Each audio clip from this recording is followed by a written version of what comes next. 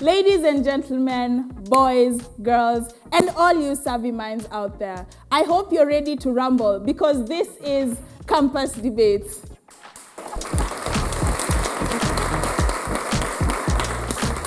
On this show, we are all about debunking myths, unpacking the unknown, but most importantly, unlocking the power of conversation. It is the place where young people take center stage and shake up the status quo in a bid to influence the world around them. Because young people need to stop complaining and start providing solutions for the policies around them. I am one Ivy Musundi. I am a seasoned debater, but for tonight, I am your host. I am joined by two strong teams from very prestigious institutions. On side proposition, we have the team of Jeff Melita and Ted Iha from Strathmore University.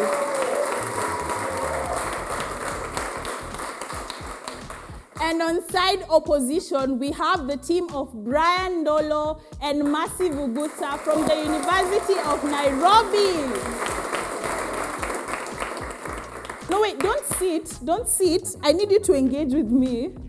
I need you to actively engage with me. So just before you sit, I know you're very tensed and you're ready to give us the arguments you have, but just engage with me for a bit. Ted and Jeff, between the two of you, who is the better dancer? Me. No Wait, what is your go-to dance move? Ruga. Let's see it. Jeff, now this is what we're going to do. Jeff, because you've already established Ted is the better dancer, you're going to cheer on your partner the best way you know how. You can't cheer them by screaming.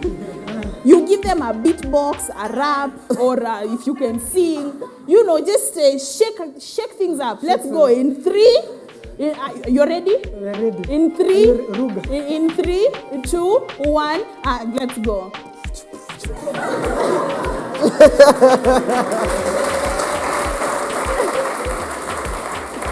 You see, people who can dance without music, there are what? There are red flags. Say it with me. There are what? And going against them, we said, is the team of Brian Ndolo and the team of Mercy Vugutsa. Ndolo, you look like someone who regularly talks to themselves in public. Do you talk to yourself in public? Yes, I do talk to myself. I mean, we all do. Let's not pretend we don't. Ndolo is just more honest than the rest of us. Ndolo, has someone ever spotted you talking to yourself in public? Yeah, a couple of times. What was the reaction? They're like, this guy is crazy. We're all men. So being a man is boldly talking to yourself in public? Yes. Is the confidence, he seems ready to take you on. Mercy Vugutsa. Yes. Salimia watu wa nyumbani. Tuma salamu. I'd like to thank my mother. Those are your debaters for today. Let's give them a round of applause, my people. Amazing. And I am joined by a panel of judges that I both love and respect so much. The judges for today are chaired by the very one and only Miss Becky Alec from Strathmore University. She is joined by Mr. Joshua Wambugu from the United States International University, Africa. And Miss Abigail Wairimu, who is a graduate from Strathmore University. Let's give her a round of applause. It's funny how when we were appreciating Joshua, he sat there like he didn't know. Do you clap for yourself when you're being clapped for? Or do you sit there and enjoy the claps? Joshua, you seem to enjoy the claps when you're being clapped for. Is that something you do often or just for today? It's just to be polite, it's a bad luck to be clapping for yourself. You have to be humble. is it more humble to be clapping for yourself or to just sit there and be clapped for? Just have to be clapped for. Just take it. You So know, it's more humble. yeah, it's like when it's your birthday and people are singing for you. You just sit there and smile. And Oh enjoy. yeah, you don't sing for yourself happy birthday to me. Okay. That is nice. Now that we have met all the players of the game, the motion for today is a motion that heavily resonates with us.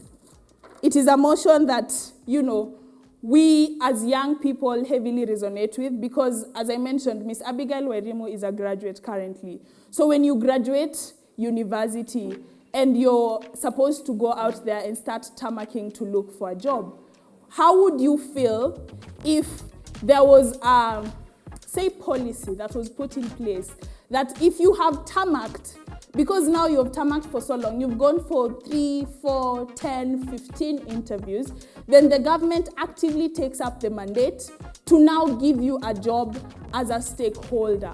Would it be better for us as young people, or is it such a big burden that the government cannot fulfill? Do we think it's possible? Let us engage with the poll that has been placed up on our Twitter. Tell us whether you would think this is a good policy or not.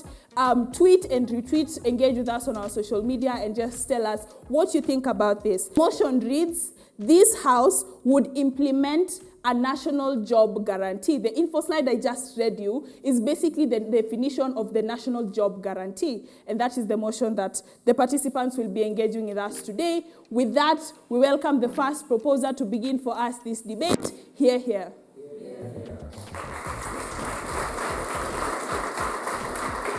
Hi, everyone. I hope you're all well. Like we've heard, it's tamarking, so let's defend youth involvement. I'll start my speech in 3, 2, 1. Panel, we're living in a world that is plagued by largely a lot of uncertainties. We're living in a constant state of need, and the only constant that's actually there that's present within this whole system is the fact that we need to survive. We need to live. And to live, we need resources, panel, and these are things that the government is obligated to provide for its individuals. Otherwise, they'll be subjected to abject poverty. I think there are two things that I must clarify first in the definition metric, even before we move into the substantive matter of the debate. One, the government here is a last resort employer. This essentially means that we're dealing with a government or a situation where these individuals have other alternatives that are present, but upon failure of these alternatives to actually provide or yield any fruit, now that's when the government can actually step in and provide that level of last recourse, able to save these people from struggles. Even secondly, right, what exactly does a guarantee mean here? Guarantee means assurances. We're looking at a circumstance or a situation where the government provides opportunities that are assured for these individuals, especially for the youth who are the most marginalized section immediately coming from university. Like Abby has mentioned, tamarkers. We're not going to address why it is very important to protect these individuals. First and foremost, a layer of characterization, just for you to understand the kind of nature of the world that we're living in today. Like I've mentioned, you're living in a world that is plagued by unprecedented times. You're living probably, most likely in a post-COVID world, post-pandemic world. You're dealing with a life where there is significant amounts of inflation, there's a lot of stress, and there is a significant there's a significant level of struggle, right, that is present on a lot of these individuals. It's incredibly harmful then, therefore, panel, when you're looking at the individuals who just come from university, who have no jobs, who have only just, graduated and just have that bare minimum basic level of education, and therefore now looking to enter into the job market to be able to survive and to be able to thrive, not only for themselves, but also for the dependents that they may have. Even secondly, panel, the economic equilibrium is shifting. You're looking at a circumstance or a world where there is a lot of inflation, like I've already mentioned, and where the purchasing power of money is, reducing. Even things that we could be able to afford, in the 90s, 2000, early 2000s, we cannot be able to afford them right now with the same amount of money that we have. We are struggling, panel. We are struggling, audience. You at home, you are struggling.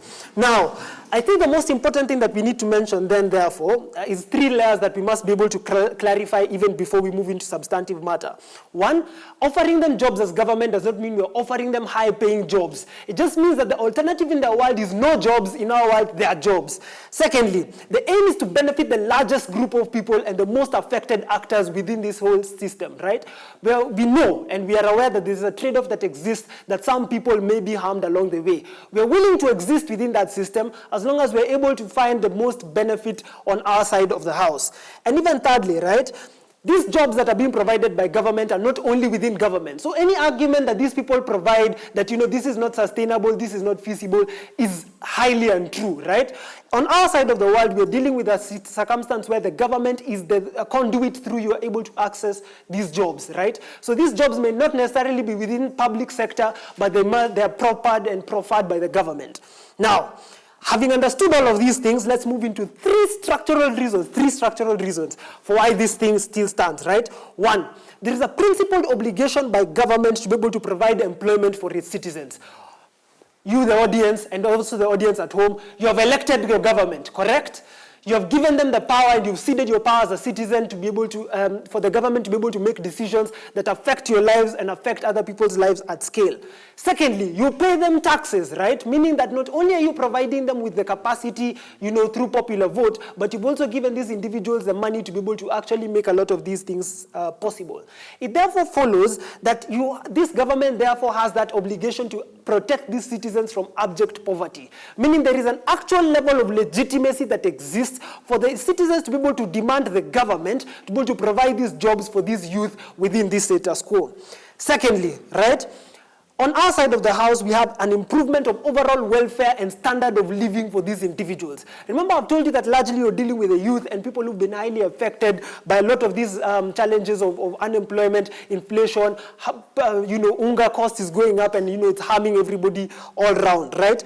Meaning that essentially purchasing power for these citizens is important, and this is only possible if they have money. This money is generated from the jobs that they don't have. Again, an obligation from governments exists to actually provide these jobs for these citizens to be able to improve their level of welfare. This level of welfare panel is incredibly important because it allows them to be able to self-actualize, even from basic needs, from basic marginal needs to their highest level needs of, self-involvement and, self-fulfillment at that level. Even the third and most important structural reason, again, becomes the necessity and urgency that is placed on the government, right? Or that is placed by the circumstances that are present within the world that we live in today. As I've already mentioned to you, panel, we're living in highly unprecedented times. This now becomes for these individuals a circumstance or an issue of survival, right? Because this is the world that you're living in, and these are the kind of people that you're handling, right? If these people are unable to gain these jobs, remember I've told you it's a post-pandemic world. I've told you it's a world where, the government is already, the people are struggling, right? For these strugglers, there's a deeper level of struggler. For that struggler down there, they're unable to find level of fulfillment and they're unable to survive across board. With that, I'll be able to end my speech and, hope that opposition has a better case to counter why you, the struggler at home, should not be given a job by the government. Hear, hear.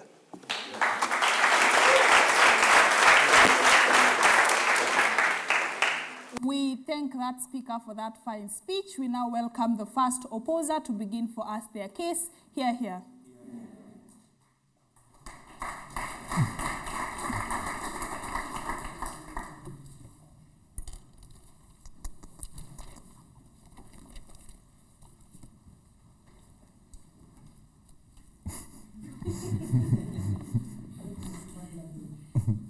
This House would implement a national job guarantee. We feel that in itself, one, it is not going to work because it's not sustainable. Even if they try to run away from the argumentation on sustainability, we feel that it's not going to work. Notice, even if the government decides to do this thing, it needs to have financial capability and assurances that it's going to work continuously. We feel that the government in itself, by mandates, basic mandates such as education, housing, etc., it is unable to actually ensure that these things are catered for in society with so much ease. What has happened in turn? The government has allowed private sector to come into action toward these spaces to ensure that education, housing gets better. So at the point that the most basic needs in society cannot be catered for by the government, how sure are you that the government is able to cater for each and everyone to have money in their pockets to get basic needs? It is close to impossible. But we feel we have a better resolution in our world compared to the others. One, notice, Even if they come and tell us that the job guarantees are meant for the homeless, the people with no works at home, we feel that it's okay because there is no one, even you at home, you are sure, you do not have surety that each and everything happens to 100%. Even if we decide to create these job slots for these people who are tarmacking, we are not sure that everyone will still get enrolled into these job platforms. So whatever happens in that scenario would probably look like this. Priorities would be given to people who potentially know someone or people who have had more access to these spaces. We do not even get the timeline for what it looks like in their world for them to decide that you have suffered enough, the government should give you a job. If you're just out here for 2 weeks after graduation and you've sent CVs to 50 companies, then the government should give you a job just because you've been out here for 2 weeks. It does not make sense. They need to show us how it makes sense and why it's sustainable in their world. But in our world, I'll take it in a few, but in our world, what we are saying, we do not need the government to ensure this job guarantee because what it looks like is that, one, it takes away from creation. At the point that each and every person is sure the government potentially will give them a job, they're not going to try and create job slots in society. At the point that the government is assuring one person that you're going to get a job versus you, one person, being able to create slots in society for so many other people to get a job, we feel our world is better compared to theirs because theirs directly harms creation, and that is a problem. 2, shoot. Your world essentially means that you're providing no jobs whatsoever. Still, convince us why we should buy into your world, yet there are no jobs on your side. On our world, there are some jobs, whether high-paying or low-paying. What the world looks like is that they're telling you, in case you do not have a job, the government will create a job for you. Basically, that's what they're telling you. While in our world, we're saying, if there is no job, you do not need to be an employee at each and every point of your life. You can be an active employer. You can create slots for other people in society. Do you need to be employed for you to be successful in society? Do you need to have a job for you to be successful in society? That is what basically they're telling you. The government has to ensure that you have a job for you to be successful in society. You can be a creator. Content creators are here. Most of the youth in society have TikTok channels that are well paid.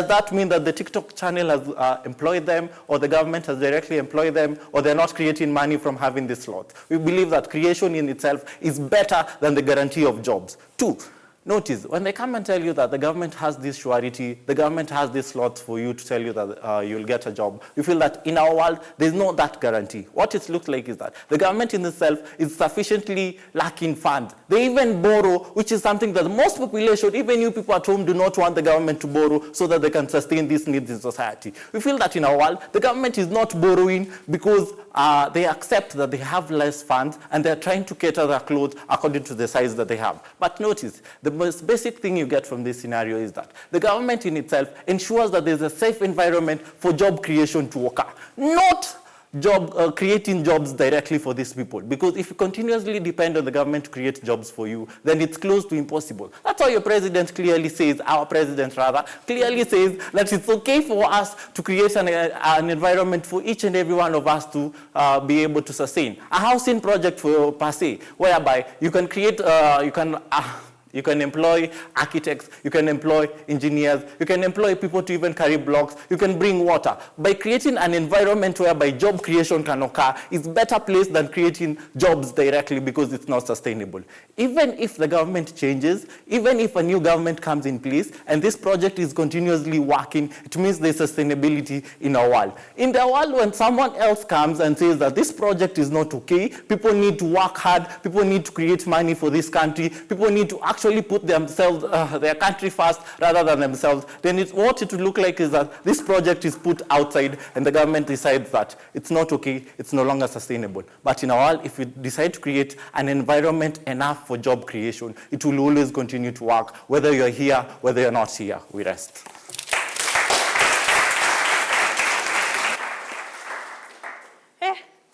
Kizungu imekuwa mingi.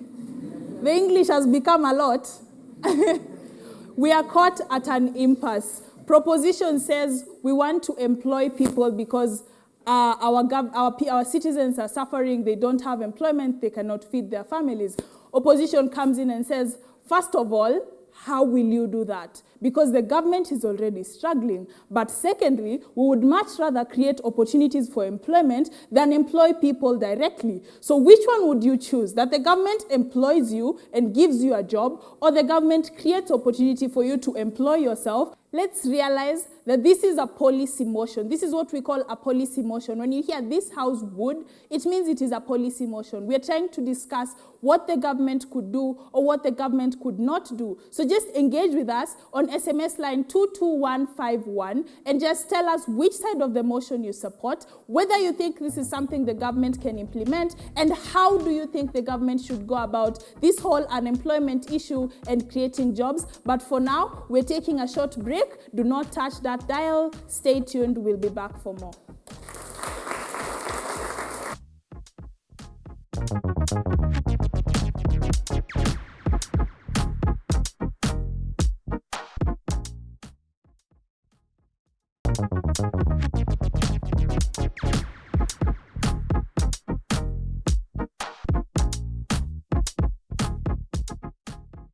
Welcome back to Campus Debates. The motion this evening is this House would implement a national job guarantee, where a national job guarantee is an economic policy where the government promises to give you a job in case you have tarmacked for so long and are not able to get a job. I am breaking down very simply. My name is Ivy Musundi. I am your host for tonight. Remember to engage with us on our Twitter poll at KTN Home. And at this point, we are now entering the second half of the debate. We welcome the second proposer to continue for us this debate. Hear, hear.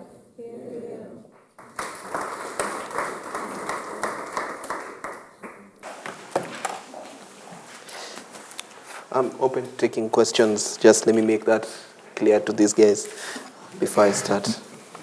Well, if you're interested in learning how to debate, this is where you take notes. All right. Starting my speech in 3, 2, 1. Panel, what you've just heard from opposition is coming from a point of privilege. This is someone who has been able to get a university education. There are millions of others who have not gotten this university education, and nobody is going to employ them apart from who? The government. The truth of the matter is, the people he's talking about, the high-paying jobs, the alternatives that are talking about, the sustainability aspect of it, cannot really be run in this debate. Here's how we sustain this project, and this is how we implement it, and how exactly it will look like. This looks like prioritization of hiring the youth, because they're the most affected. With the youth market continuously growing and the unemployment rate continuously growing by the number of university graduates, such as Ndolo himself, I pray he never tarmacks and the government us will hire him. We're looking at ensuring that more and more people actually have the ability to sustain themselves.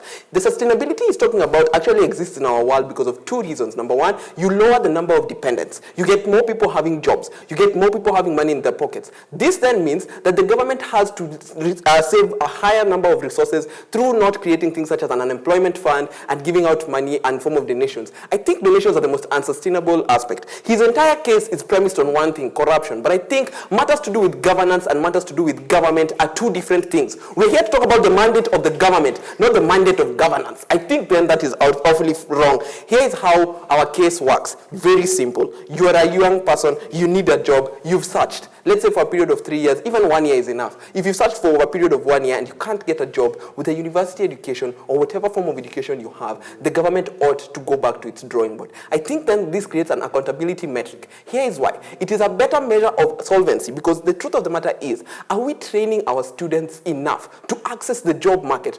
Or are we just training them for the sake of training them so that we say we have prestigious universities? I, as a president of Strathmore University, let me just state this, have the mandate of creating the enabling environment. That's standard. That's my job. The government has the opportunity and the mandate to create the enabling environment for entrepreneurs and businesses. That's our basic fundamental job. But you also have to address rising issues and rising issues that are arising. That then means that if there are issues affecting students, I have to solve. The same way, if there are issues affecting the youth and unemployment is at a bizarre level, I think then the government needs to step in and intervene because of the mandate that they have been given by the citizens themselves. What exactly do we have? What are our benefits? What are their harms? The greatest benefit you get from us is the greater good that comes as a result of this. Worst case scenario, we create low-paying jobs. Worst case scenario on their side, they create no-paying jobs, because at the end of the day, if you don't have no job, you have no job. You continue tarmacking till you hope you get a job, and hope is what kills us. The hope that you'll graduate university and get a job is what makes university students going mad, because there's no guarantee of this. We are saying that if you are able to get that job, we will enable you. Try save your case. Government gives long-term jobs, right? Yes. Okay. At the end of the day, you are contracted, and I think that's the truth of the matter. A contract is given to you. Whether this contract is given for a salaried or an office job, white collar, blue collar, any form of job, I think then that's better. Because at the end of the day, the number of people that it employs is higher. Again, look, there's a higher demographic of people who do not have the level of education that he's advocating for. The world he's talking about only exists when people graduate from Kenyatta University or Strathmore University and then get into the market, and then you get better contracts, and then you're able to get a job. But remember, there's no guarantee. In our world, these alternatives already exist. If he wants to go work for a prestigious corporate company, he has a choice. He can actually do this. But note, he's speaking from a point of privilege because he's studying a university education, and he's here telling us that we should not employ the most vulnerable actors. The second thing we bring here is very simple. Very simple. Why exactly is this the youth affair? Because of one thing and one thing alone, the longevity. Why is it a good thing? The youth are able to work over a period of time that is longer, let's say about 20 to 30 years, even 40 years. That then means that the output is maximized. Maximization of output for the individuals that are actually seeking jobs. You've gotten your education. Where can I use it? It gives you an avenue to actualize your potential in some semblance or some way, because that then means you have an income as well. This then increases the standards of living of the individuals and the dependents around them. In their world, they do not necessarily do this. Their world is exactly what we have today, where we wait to hope to get an employer, but you still don't get one. In our world, we say, if you don't get an employer, the government has the mandate to employ you because you elected the same government. The second thing you get from us is some semblance of solvency, because this is how we solve the problem. At the end of the day, we create more jobs. Even if it's 1 or 2 or 3, 4, 5 jobs, we sort of create jobs. We solve the biggest problem that exists in this debate, which is the unemployment rate of the youth and the unemployment rate in every country. In their world, there is no possible solution. There's only hopes. They're singing Kumbaya, holding hands and praying, instead of getting their hands together and actually looking towards the person who promised them the creation of jobs. I think then that's better. The last thing we do is availing opportunities. Look, we have the opportunity to go back to the drawing board and actually say, we are able to employ our students. How many students can we take up? How many university graduates can we take up comfortably in the year without straining our resources? I think then that gives us an opportunity to do one thing as well. We're able to assess the quality of education we're actually giving individuals. Because at the end of the day, what you notice is this. In their world, whether we like it or not, we do not get some semblance of solvency or accountability. At the end of the day, if you invest in your education like I have, my parents have invested their money in my education, I think then we need to have a guarantee that I'll get a job at the end of the day. In their world, there is no guarantee that you'll get a job at the end of the day. I think then, hold the applause till the end, and then you can see the audience agrees that we win. I think then, what you need to ask yourself is, at the end of the day, which world would you rather live in? A world where the government will employ you if it fails to fulfill its mandate of giving you a quality education, or a world where you get no paying jobs as opposed to low paying jobs? I think then with that I rest.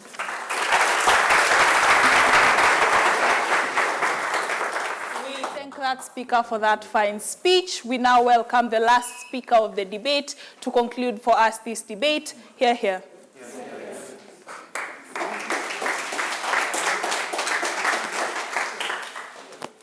Now, panel, a few things that side government come and actually lie to you in this particular debate. They come and create this notion where governance and the government can directly be separated, and where the government just initiates policies and all of that, and it does not matter who is actually going to ensure that these policies are actually enacted, which is what they try to run away from, that we're not arguing governance, we're here to argue government. But in reality, we're here to argue the two things existing in correlation, whereby the governance is important for the policies that are enacted to actually come into place and implemented in the lives of these stomaching people in society today. So that argument is actually flawed and cannot stand in this debate, right? They come and continue to tell you that these particular people, they create a greater good where these jobs exist. We tell you from the leader of opposition speaker comes and tells you that, one, these jobs do not actually exist in the first place. Why? The government does not have sufficient funds to actually produce these particular jobs that they claim will exist in society. So even so, the jobs are not created. Best case scenario, they create these jobs. We also come and we tell you that the metric for these particular people to be absorbed by these particular jobs is highly not guaranteed, which is a claim that they make because, one, there'll be a long line of people. In society today, we already know so many people are unemployed, right? What metric will they necessarily have for them to actually, all of them, to be absorbed by the government, right? Because they do not have funds to create these jobs. And even if they do not have a sufficient capability to absorb every single person that needs this particular employment in the first place, right?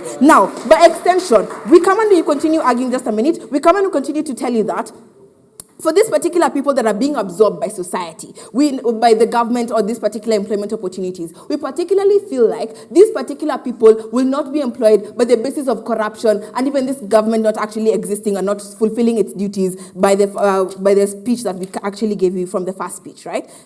Yes, POI. Very simple. The motion itself says last resort. That means go look for the job. If you are unable, come back to the government. You are saying that the government starts looking for the job for you. Are you aware that you're defending a one? Now, two things. One, the government needs to have this job in the first place for them to actually come and tell you we are the last resort. That answers his question. And even so, if it is the last resort, the first speaker came and asked you a question. Will it be the last resort after I've sent my application to 50 companies and they have not responded to me after 2 weeks? Is that the definition of last resort? Two things we find problematic from the debate that we get from side government. One, they did not give you a policy, which is why we question so many metrics that they come and give in this debate. One, what is the duration for these particular people to be determined as that's the last resort? Two, who are these particular people that will actually be considered for these employment opportunities? And even three, they do not tell you how this particular government will create these jobs in the first place. So by that, government has failed. Now, what does the opposition come and tell you in the basis of inflation and how this particular model does not cater for inflation? One, inflation is not caused by unemployment opportunities. Inflation is caused by other trade investments and all of these things like oil and all of that. Those are the main reasons that cause inflation. And we think that the government, especially for these places that have a high unemployment rates, do not have any control whatsoever for what happens in the outside world that actually causes inflation, right? Now, we come and we give you this debate that their particular model does not solve inflation in and of itself. Because one, people will not be employed. They cannot absorb all of these people because they tell you, they answered our POI by saying that the government offers long-term contracts, right? Now, one thing about long-term contracts is offering pension, medical funds, medical insurances, and house allowances to these particular people. We think that for them to actually consider you as a last resort, for you to work for them, then you need to actually have a high value metric for them to actually absorb you. So even their argument that if you're a high school dropout, you will get an opportunity to actually work for the government. We think that if there's a long line of people, they'll consider people that are actually accruing more benefit to the government because they're going to offer you a long-term contract than people who do not have any particular sort of education that can actually sustain them in society, right? Now, why exactly do we think we rank above government? Yes, you can save your case. Very simple. There are formal and informal sectors. The government has access to both. Why then can't they provide these jobs in any sort of form? Two things. The government is incapable. They do not have funds to actually provide these opportunities, which is why we tell you the only thing the government can do is create a playing field or rather an environment where people can create these jobs, where people can actually be innovative, because their world kills the whole incentive of innovation, entrepreneurship, and all of that altogether. So why exactly do we think we rank above them? One, we give you a better incentive or a way that the government can actually create sustainability for this job creation and to actually do unemployment in a way that actually benefits the individual who is actively seeking this opportunity, and two, actually benefits the state, because if you create an environment, people are innovative, they create jobs, they create more private sector opportunities, and the private sector, we know that it is actually the primal source of funds for this particular government in and of itself. So it benefits the state, benefits the individual, and even by extension, deals with the people who are tarmacking, because they'll have to be creative to actually come up with an opportunity for them to be employed, right? So we think we give you a better opportunity, a better argument that one, kills inflation in and of itself, two, creates sustainability for this particular government, and three, actually helps the individual who's actually tarmacking. Thank you.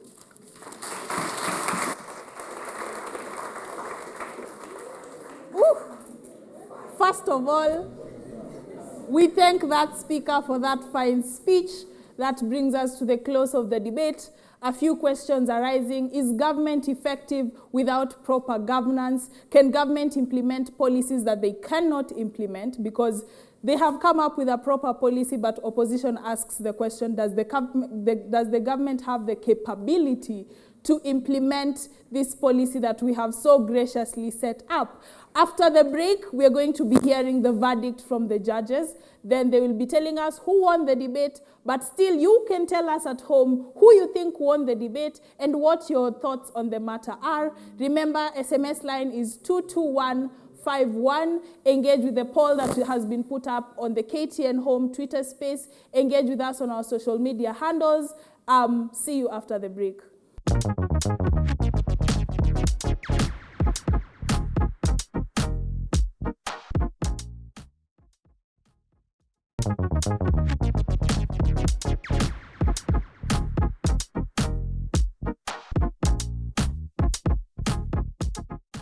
Welcome back, ladies and gentlemen. This is Campus Debates, again, the show on which we debunk myths, unpack the unknown, but most importantly, unlock the power of conversation. We have come to the last part of the show.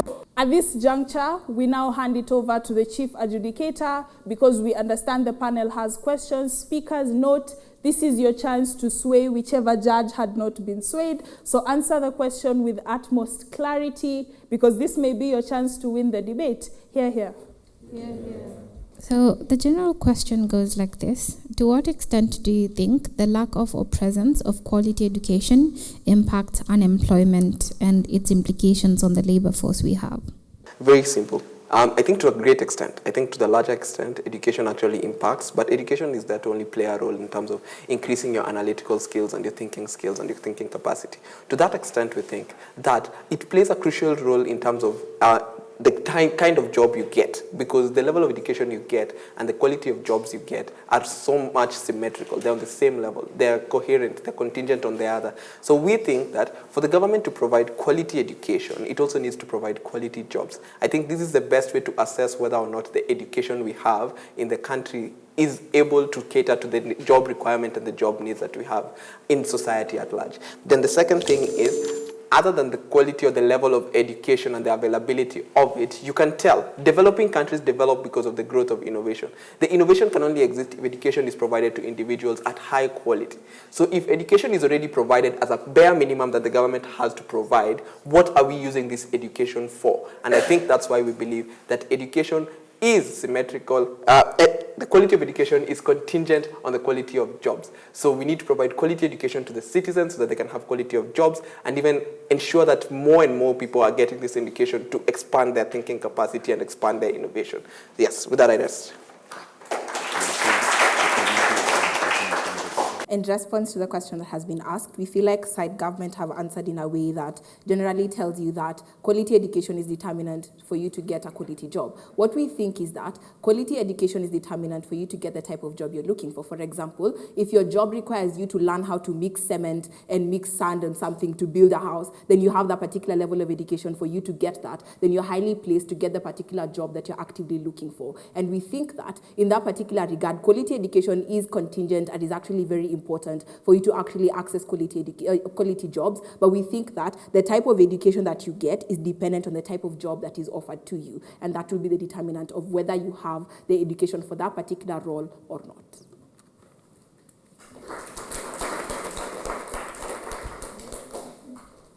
My question is for you guys specifically. Side government defines their actor, the most vulnerable actor in this case, to be young working class individuals who don't have the money to go and get a high quality education, right? So how would you respond to the fact that the policy on government side offers marginal utility, even at the point at which it's inefficient? It takes care of the most vulnerable actors, even to a marginal degree. How would you respond to that? Employment does not have an age bracket saying that after 35 you're no longer unemployed. That is what basically they come and say. While in our world we're creating an environment for each and every person who's unemployed to actually get employment. What comes from their side is basically saying that only the youths are unemployed. We should only create an environment for the youths to be employed. We feel that in our world we're creating an environment for each and every person, regardless of your age, to be employed, and that's why we feel like we respond to it better than whatever they're offering. Whereas, a question for side government, the proposition. Your entire argument is based on the metric that you are providing jobs regardless of what these jobs look like. You've been asked a very important question by side opposition. The reality of the matter and one common characteristic of inflation is job saturation. The reason why there's unemployment is because employers genuinely can't afford to employ any more people. And a point from the Prime Minister was that you agree that you are not going to give these people high-paying jobs. Therefore, are you asking this House to pass a motion where the government will give jobs regardless of what they look like, to the extent where youths will be paid 5,000 a month, and you are asking them to take that just as long as they are employed? Very interesting question there, right? I think on our side, we do two things. First and foremost, we tell you that there is a separation between governance and government within this system, right? The majority of the reason for why government is not able to afford these things is because of lapses in governance, issues such as corruption. Otherwise, the money is there. There's hemorrhaging that exists within the economy. Even secondly, right, majority of the reason for why, directly responding to your question of job saturation within the status quo, we mentioned very clearly from the onset, we tell you that government can provide jobs within two setups. One, directly providing jobs to these individuals. Two, being the conduit through which these people can be able to access these jobs. Meaning they can be able to get third-party actors by introducing policy reforms such as manufacturing, such as housing. All of these are mechanisms of employing these individuals. Even thirdly, Ted comes and tells you very clearly, right, that there's two levels of jobs that are present. There is white-collar jobs that would require people to have CVs and, to go through all of these things. And there's also blue-collar jobs that exist within the economy. Again, the government is in a position to provide both. So I ask again opposition. Our alternative is jobs, no matter what they look like, low-paying, high-paying, there's jobs on our side. And even more importantly, they can put food on your table. Your alternative is no-paying jobs. Defend that, even in the best-case scenario. You have no case, we win this debate. Thank you. After a very engaging debate, I would like to know whether either side has swayed you. Have you switched from your initial position at the beginning of the debate? That is just before we hear the verdict that, the panel has for us. I think that was a pretty interesting debate. Just to clarify a few terms that have come up, when you hear people say things like Prime Minister, you see, we're using the British parliamentary system, but the Prime Minister is ideally the first proposer. The second proposer is ideally labeled the Deputy Prime Minister. The first opposer is labeled the Leader of Opposition because, they're leading the opposition. The second speaker is labeled the Deputy Leader of Opposition. And when you hear them say things like POI, save your case, these are just basically questions to provide engagement between the two teams so that the arguments that they are giving are not standalone arguments, but they are arguments that can be engaged on either side of the House. I think at this juncture, we can hear the verdict from Madam Chair, and with justification. Nice. Drum rolls, please. Come on, we can do better than that. The judges have come to an interesting decision. So we have decided to declare that the motion falls, essentially, opposition wins. This is why. We think first, for a policy debate to actually succeed, we need a definite model. What a definite model means is who is doing this, for how long are we doing this, and what are the consequences? Do we have a backup and that sort of chat? We think the debate could have easily gone either way, but the inability to have that kind of concrete model from opening government puts us in a position where, one, we have to concede to things such as when opposition asks them, does it mean that if Abby here decides that after 1 week of tarmacking, she needs a last resort, she could go back to the government? Those are questions that are best answered when you have a model, for example, to say that if you've been tarmacking, for example, for 3 years, government can give you a job. So that bit of being a last resort actually takes a materialistic form. So what else do we think about this debate? We don't think that the key issues got the needed responses as such, because on one end, these guys say, but government has insufficient funds.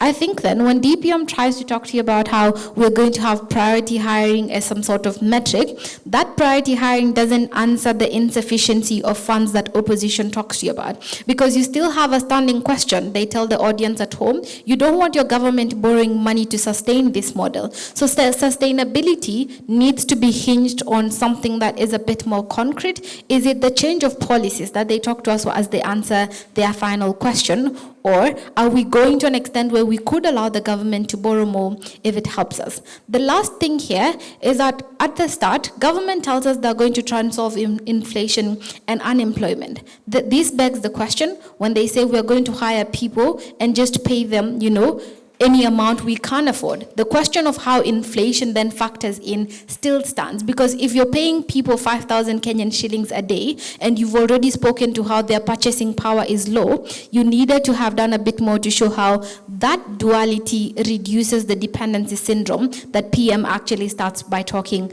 about. I think lastly then, what you get from opposition is a case that is a bit more doomsday kind of chat, because they don't give us an alternative really. They just say, okay, we may create an environment for you to prosper and that sort of chat.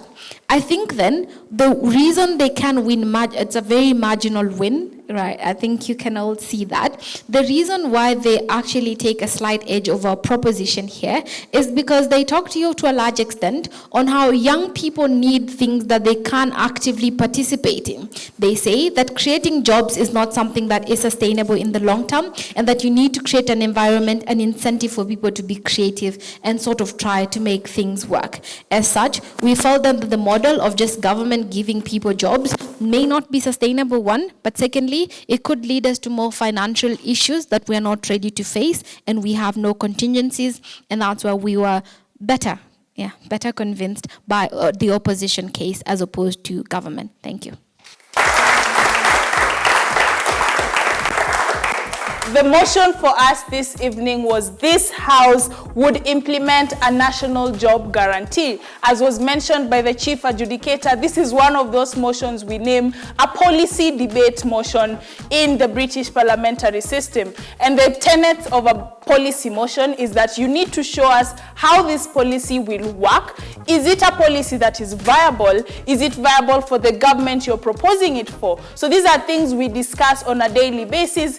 Keep engaging with us, keep tweeting. Which motion do you want to see us discuss next? Until next week, this has been Campus Debates with me, Ivy Musundi. Hear, hear.